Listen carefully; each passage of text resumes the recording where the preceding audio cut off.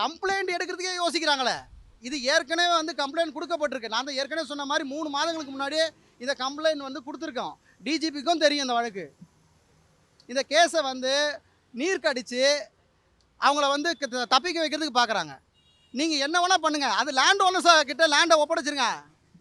Land owners அவன் அம்பாட்டம் வேலையை பார்ப்பான்ல, எதுக்கு இங்கே வெயிலில் நின்று போராடிட்டு இருக்கணும்? இப்போ லேண்ட் ஓனர் ஏங்க பிரச்சனை பண்ணுறான்? அவரோட இடத்துல லேண்ட் கிராபர் உட்காந்து வாடகை வாங்கி சாப்பிட்டுட்டு இருக்காரு.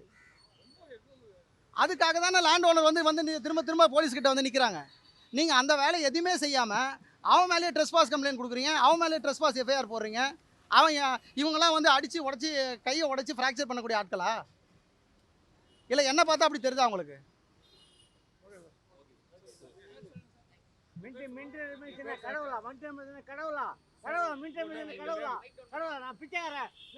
அட்வொகேட் ரவி ஜெயக்குமார்.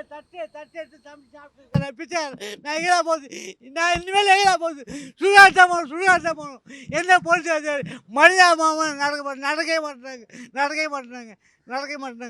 மாட்டாங்க. இவ பேர்ல எழுதிட்டு சுத்த அபரிச்சனா சாவணுங்க. வேற வழியே கிடையாது. எல்லாத்துக்கும் வாட்ஸ்அப்ல அனுப்பிச்சிட்டு வேற வழியே இல்லை. ஏன்னா எந்த போலீஸ்காரங்களும் எடுக்க மாட்டேன் நடவடிக்கை. நாங்க கிருஷ்ணாபுரத்தி மருந்து குடிச்சு சாப்பிடுறோம். வேற வழியே இல்லை. நாங்களும் எவ்வளோ இடத்துல போயாச்சு, எவ்வளோ இடத்துல போய் கம்ப்ளைண்ட் பண்ணாச்சு. போங்கம்மா வெளியே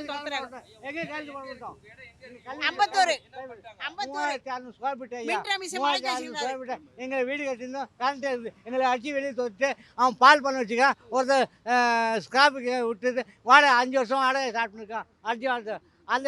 அந்த 5 வருஷம் வாடகை சாப்பிட்டுங்க. நாங்கள் இன்னொரு 10 சாப்பிட்டு என்ன கேட்டா, ஐயா எங்கள் அப்பாவுக்கு மிருதில் கொடுத்த இடம் பட்டா இன்னும் பொறுமை கடந்தேன். இது தாத்தா வந்து ஆழ்ந்து கொடுப்பான். தாத்தா இப்போ ஆழ்ந்து கொடுத்து நான் இப்போ சாப்பிட்றது. அதை நான் செத்து போயிட முடியுது.